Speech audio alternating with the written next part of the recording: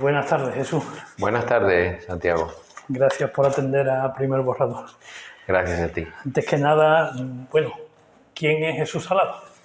Pues Jesús Salado es una persona afincada aquí, en el sur, en Chiclana, aunque he estado por muchos sitios y me considero un viajero también, pero estoy aquí. Y Jesús Salado es un apasionado de la naturaleza, de la conservación de la naturaleza, pero no solamente de la naturaleza que nosotros tenemos aquí en nuestro planeta y que pisamos, sino también del cielo, también forma parte de la naturaleza.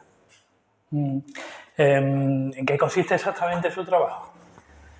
Mi trabajo, si nos referimos a lo que yo practico por afición, consiste en observar el mundo, la naturaleza, realmente.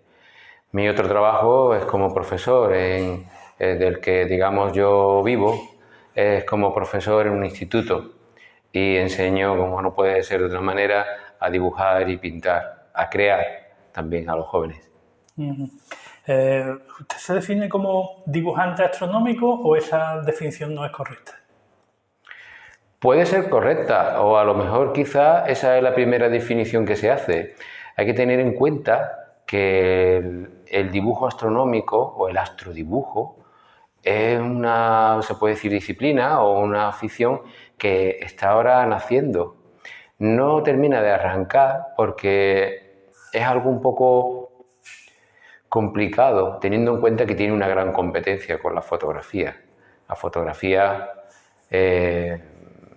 con su tecnología cada vez más eficiente, más económica, con continuas evoluciones, cambios, etcétera, hoy en día cualquier persona con muy pocos conocimientos puede hacer fotografías excelentes.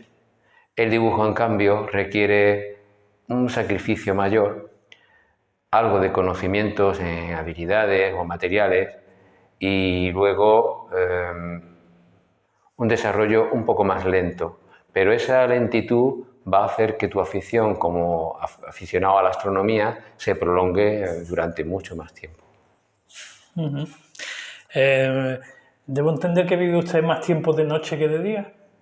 A veces sí, entre otras cosas porque cuando a lo mejor te despiertas por la noche y algo se te viene a la cabeza, alguna imagen, alguna creación que te quieras hacer, porque a todo esto yo soy pintor, esto de dibujar el cielo es una afición realmente. Tengo otra vertiente que es la pintura, ¿no? Pero sí, a veces sí, estoy un poco más eficiente de noche que durante el día, eso es cierto. ¿Y aún así se le hace corta la noche muchas veces? A veces sí.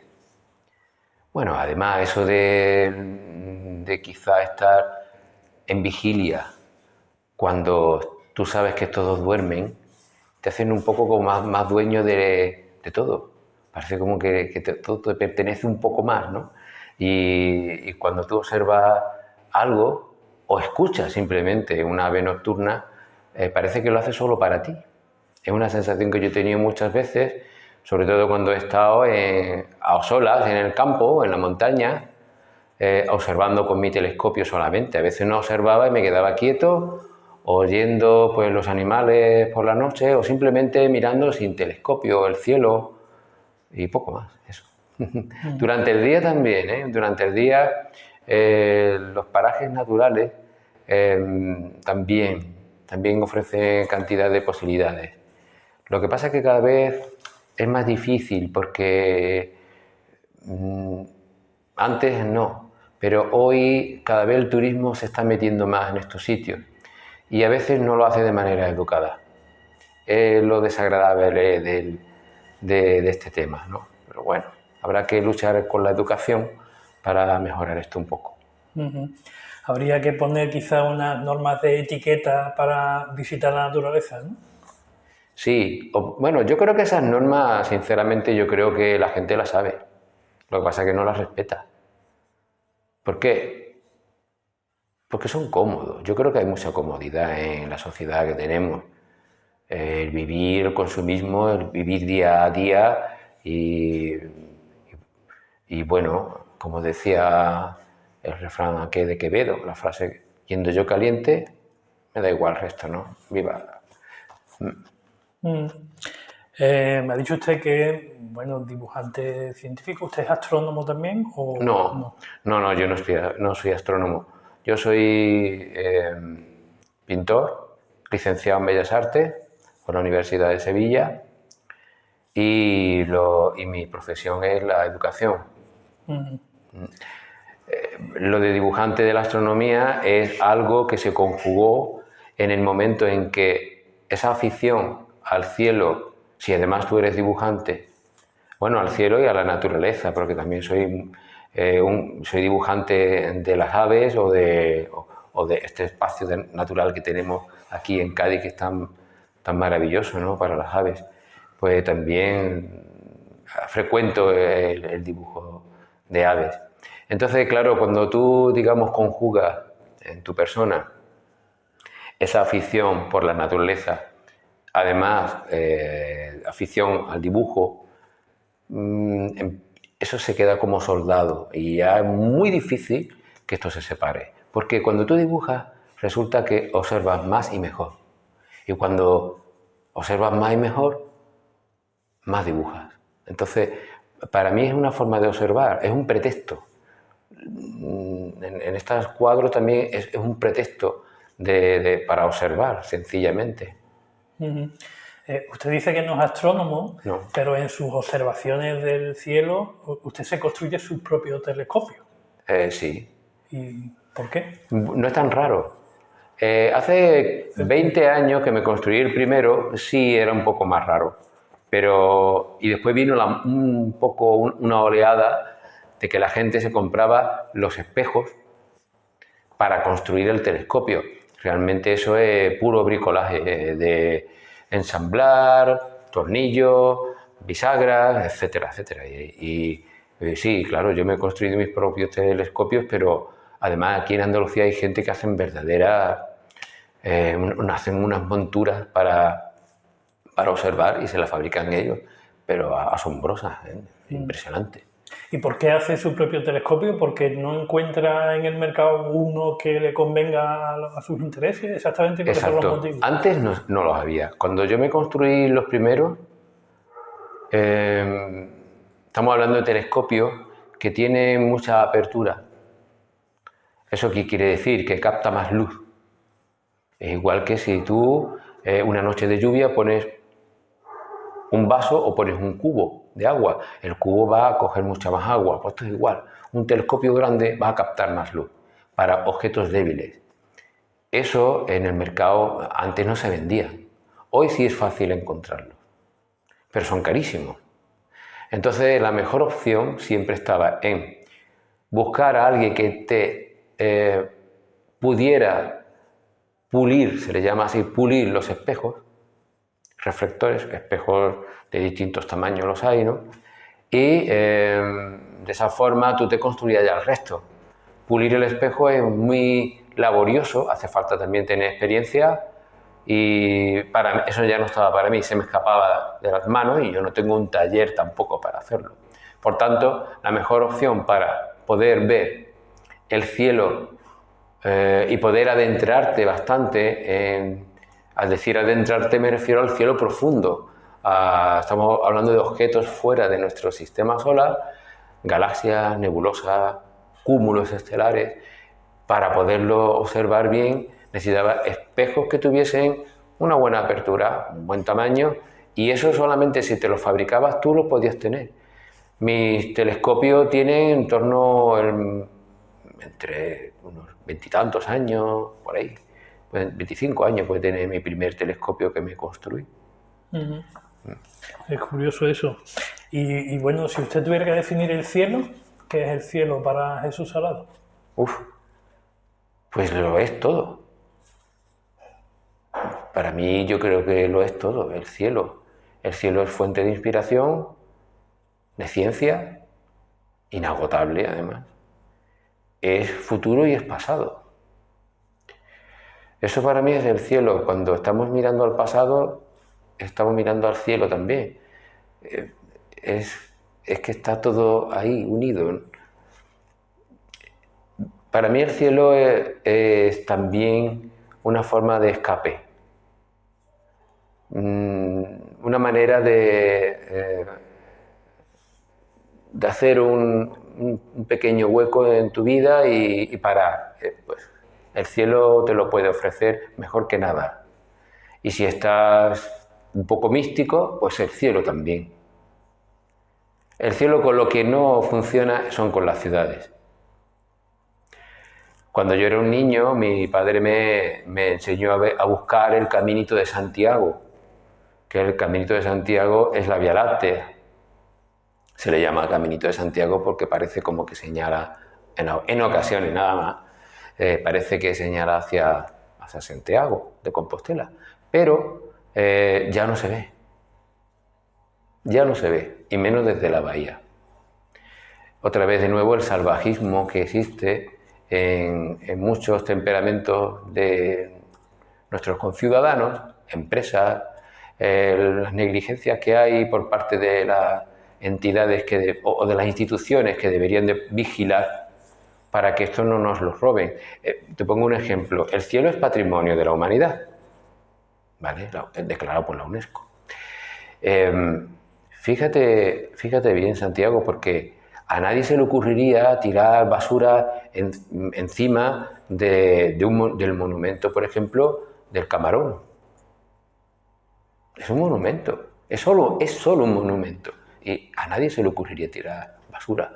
Cuando estamos contaminando nuestro cielo nocturno, estamos haciendo lo mismo.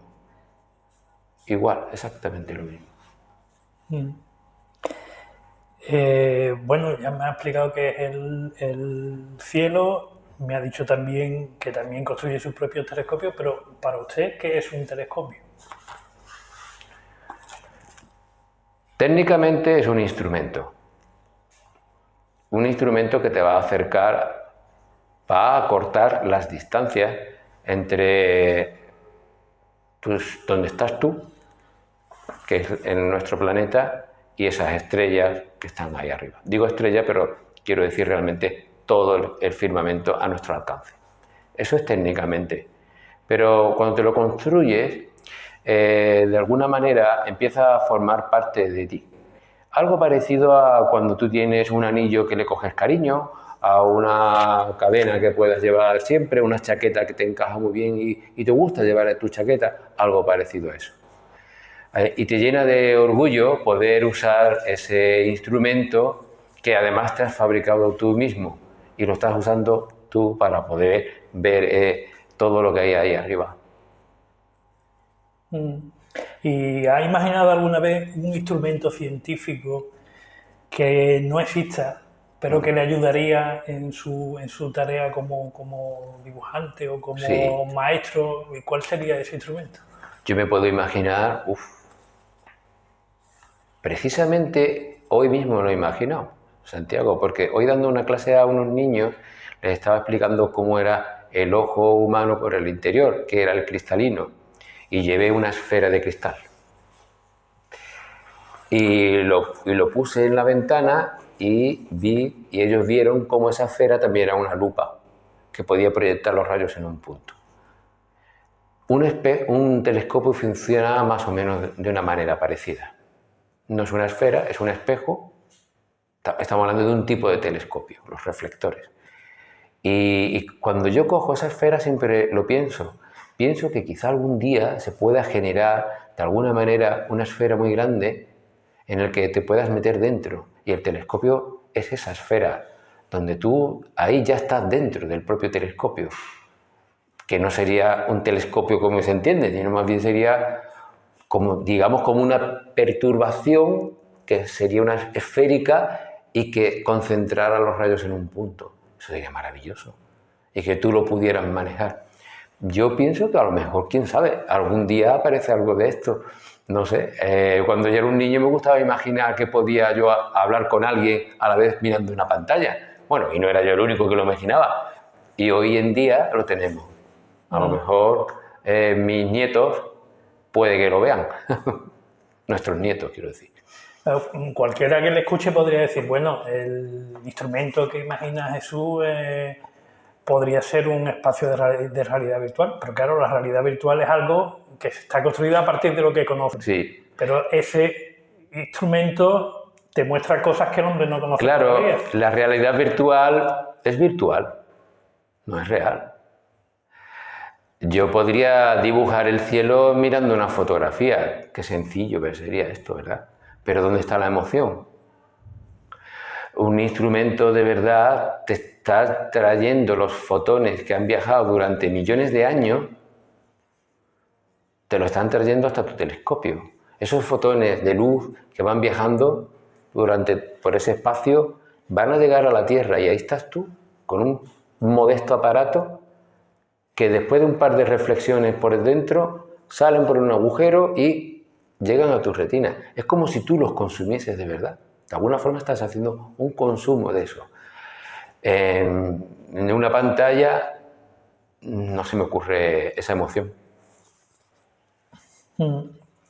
¿Es necesario, cree usted que es necesario, crees tú que es necesario el dibujo astronómico para comprender el universo, para que la gente pueda comprender la gente normal y corriente de la calle? No me refiero a los científicos. ¿Cree que es necesario? Es complementario. Es complementario. Es una línea más que apunta hacia ese conocimiento, por supuesto. Y creo que algún día se hará. Lo que pasa es que esto está todavía en pañales, porque está todavía naciendo. Somos muy pocos los dibujantes del cielo, que yo sepa, ¿no? Y yo creo que algún día la gente va a dibujar eso como se dibuja un paisaje. Es un tema más. No sé si fue Rembrandt, creo que sí. Rembrandt fue el primero que dibujó unas botas. Sus propios zapatos, quizá porque no tendría modelos, pues los dibujó. O fue una estampación, no me acuerdo si fue un dibujo o una estampación. El resultado es que eso originó con el tiempo, los amantes de su pintura se recrearon y generó un nuevo, valga la redundancia, un nuevo género. Dentro de los bodegones, el de los zapatos viejos.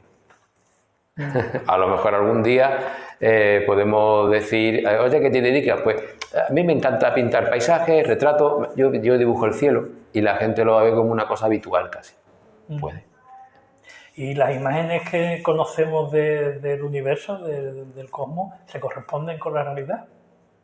¿A qué imágenes te refieres? ¿A las que se dibuja por un telescopio o a las que hacen fotos? Por ejemplo, las que difunde la NASA. Si se corresponden con la realidad, parcialmente. ¿Por qué digo esto?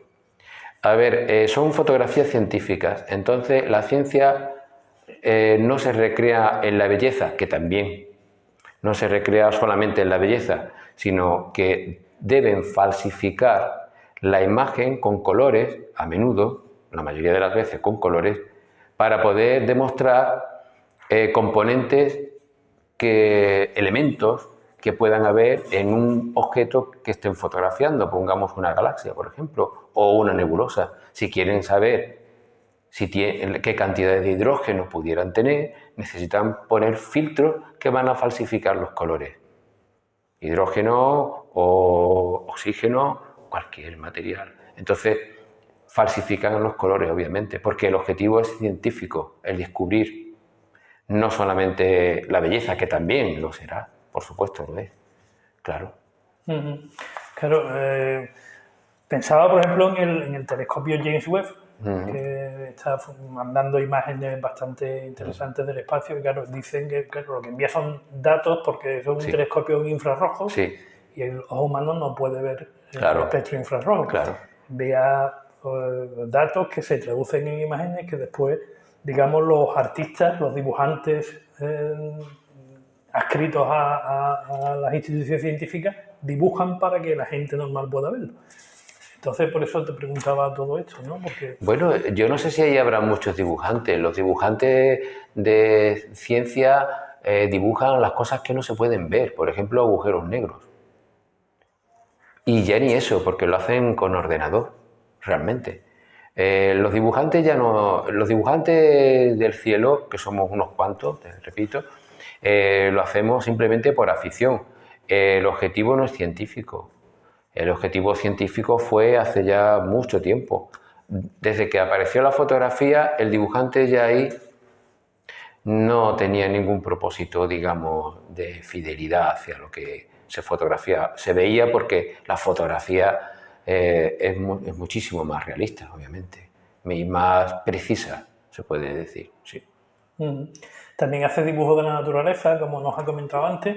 ¿Qué diferencia hay entre una cosa y la otra? Si es que la hay, ¿no? Bueno, el dibujo de la naturaleza, es mucho más difícil. Bueno, el nocturno es difícil porque las condiciones son difíciles, son duras. La nocturnidad, a veces tú no puedes ver lo que estás dibujando, a veces, casi nada, porque tú necesitas que una vez que tu ojo se sensibiliza hacia la oscuridad, entonces capta más luz. Tus pupilas están muy abiertas a la luz. Si tú enciendes una luz para dibujar, tus pupilas se van a resentir y vas a tardar 20 minutos tranquilamente en que puedas de nuevo poder estar apto para poder ver bien en la oscuridad. Nosotros utilizamos una luz roja muy tenue con el objeto de no deslumbrarnos a nosotros mismos para poder dibujar sobre el papel. Durante el día el problema no es ese, el problema es que los animales se mueven. Los animales, lógicamente, de alguna manera no paran. Y cuando estás dibujando, tú estás integrado en la naturaleza. Eso te facilita muchísimo la integración. ¿Por qué? Porque formas parte un poco de ella. Se te olvida que tú eres un observador incluso, ves su comportamiento, aprende de ellos. Y en el cielo no. En el cielo la cosa cambia, porque un objeto siempre va a estar ahí y además de la misma manera, excepto los objetos de la planetaria. Planetaria es la Luna y los planetas. Eso sí, estos cambian de posición, cambian de luz, de aspecto, pero a partir de fuera de nuestro sistema solar, eso siempre es igual. Ahí no hay cambios que puedan destacarse, ni mucho menos. Y bueno, cuando tú te dedicas a esto, cuando te pones a pintar un cuadro puramente artístico, ¿qué es lo que pintas? ¿Qué quieres pintar o qué es lo que te gusta hacer? Es una buena pregunta. Aunque yo creo que las catalogaciones no me gustan mucho porque normalmente se equivocan, pero a veces son necesarias para hacernos una idea. Mi pintura es abstracta. Se podría definirse como una especie de expresionismo abstracto. Siempre he estado muy inspirado en la obra de Antoni Tàpies, de Rothko, de Jackson Pollock. Son artistas expresionistas. Y bueno, cuando yo trabajo, ¿tiene que ver la astronomía? Creo que era tu pregunta por ahí un poco. Sí, tiene que ver, pero de una manera introspectiva. Más o menos lo que yo hago es una meditación sobre los hechos en sí y cómo una evolución que puede ser de un pensamiento al final termina en un presente. De alguna manera, eso por ahí podría yo intentar definir un poco mi obra, pero un artista es el peor, pienso yo, que puede definir su propia obra. A veces los artistas somos bastante míopes para ciertas cosas. Sí, pero por ejemplo el dibujo científico, el dibujo de la naturaleza tiene un fin, o puede tener un fin divulgativo, ¿no? Sí. Porque es muy naturalista, muy fiel a lo real, pero el arte no tiene por qué. No tiene por qué, efectivamente. Entonces, claro, a lo mejor es una posibilidad, tú planteas una perspectiva realista con tu dibujo científico, el dibujo de la naturaleza, y sigue siendo una perspectiva realista si lo que tú estás plasmando es un dibujo interior. No sé si me explico. Sí. Aunque la forma que lo vemos sea, como tú lo defines, expresionismo abstracto, ¿no? Sí, lo que pasa es que cuando yo estoy en mi taller, no estoy representando la naturaleza. Para mí, cuando represento la naturaleza, que suele ser de forma realista, simplemente lo hago por diversión. Porque es emocionante estar ahí. Desde pequeño Yo lo descubrí y nunca me he separado de esta diversión. Yo dibujaba ya de niño, dibujaba los animales que había en mi casa, que había muchos animales. Cuando yo me crié había un corral al lado y yo siempre estaba con los animales. Y ahora cuando me meto en mi taller a pintar, yo me separo de eso. Lo que represento, yo no sabría decirte qué es lo que yo represento bien, pero de alguna forma es hacer visible. Yo se lo explico también a mis alumnos así en el colegio. El arte abstracto de alguna forma lo que trata es hacer visible lo que es invisible. Ya sean sentimientos, experiencias o llamémoslo como queramos, pero como somos nosotros por dentro. E incluso cosas que no tienen ni nombre. Es como la poesía. La poesía también te puede llevar a estados en los que nunca has estado o has estado pero a lo mejor no te gustaría estar. Porque puedes descubrir cosas en tu rincón, pequeños fantasmillas que solamente lo puede hacer de esta forma, lo pueden hacer las artes o la música, por ejemplo, también lo puede conseguir. La música es abstracta por naturaleza, es abstracta en sí. Pues la pintura también lo es, lo que pasa es que ha sido siempre dominada un poco por ese realismo, que es el que yo también hago cuando pinto la naturaleza, pero lo hago, ya te digo, por puro placer, por diversión.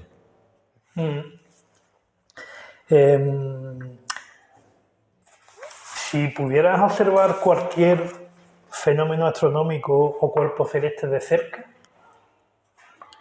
¿cuál elegirías y por qué?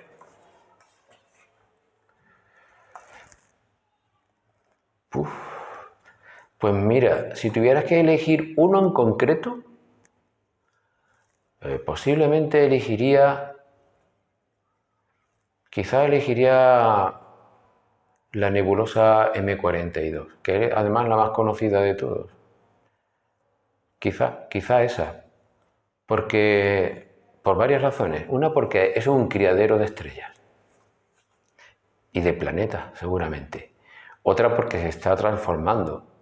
Es inmensamente grande, pero tiene pequeños nidos de estrellas que las podrías acercar. Además está muy contrastada porque tiene una nebulosa oscura, completamente negra, que parece una caverna y está justo en la parte más brillante. Un artista plástico no lo podía haber hecho mejor nunca. Lo tiene todos los componentes. Además, las estrellas parece que están dispuestas para que su composición circule por líneas invisibles que te llevan de un lado a otro. Es una maravilla. Eso, cuando lo ves por un telescopio, es que casi no te lo puedes creer de que exista de verdad. Es casi increíble. Ahí me gustaría verlo un poco más de cerca aún, sí. Aunque lo he visto muy de cerca, ¿eh? Con algunos telescopios profesionales, con un telescopio profesional, sí lo he visto muy de cerca, sí. Mirando la historia del arte, ¿qué pintores crees tú que han sabido reflejar de un modo más, no fiel, sino más emocionante quizás el cielo? ¿El cielo? No sé quién te viene a la mente. Si te viene a la mente alguien. Con fidelidad no sabría cuál decirte. Algún pintor romántico seguro que sí, algún pintor romántico. Yo me quedaría con un pintor alemán, Caspar, el apellido nunca seré capaz de recordar el apellido de este artista. Pero sí, un romántico y de la manera mejor interpretada, el cielo de Van Gogh, ese tan conocido que está en todos los libros de texto, pues con ese me quedaría, por supuesto. Está interpretado porque Van Gogh era un expresionista también, pero con ese creo que me quedaría, sí, con el cielo de Van Gogh. Y ¿cómo ves tú? Tú dices que está empezando, pero ¿cómo ves la evolución del arte astronómico en el futuro? ¿Crees que habrá cambios importantes a lo que se hace ahora? ¿Que desaparecerá? ¿Que no desaparecerá? No sé cómo lo ves. Yo no creo, una especie de prospección. Sí. Yo no creo que desaparezca. De hecho, pienso que va a ir a más. Lentamente, como ha empezado, pero a veces yo creo que las cosas que empiezan lentamente al final llegan más lejos, casi como una carrera de fondo. Yo creo que, y además irá progresando, vendrán generaciones que algún día se pondrán a pintar, no solamente dibujando, sino a pintar, quizás porque tengan sus cúpulas, porque los instrumentos han mejorado y dentro de esas cúpulas sea ya factible utilizar incluso materiales un poco más pesados que el lápiz. Pueden utilizar a lo mejor otros materiales un poco con técnicas húmedas, quizás, acuarelas, óleos. Yo creo que por ahí va a ir seguro. El dibujo astronómico va a continuar y va a ir creciendo, pero lentamente. Bueno, está bien así.